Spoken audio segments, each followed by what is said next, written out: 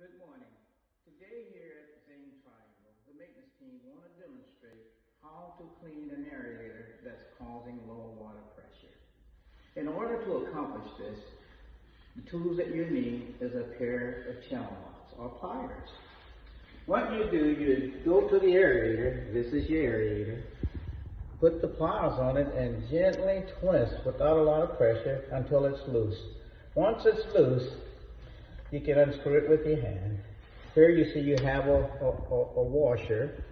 You can pop that off. There is your aerator.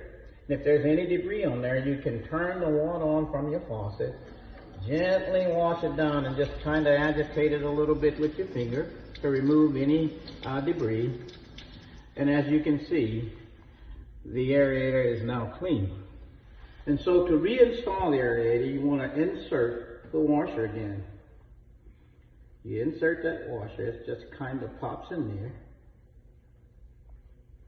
And once it pops in, you take this and you gently screw it back in.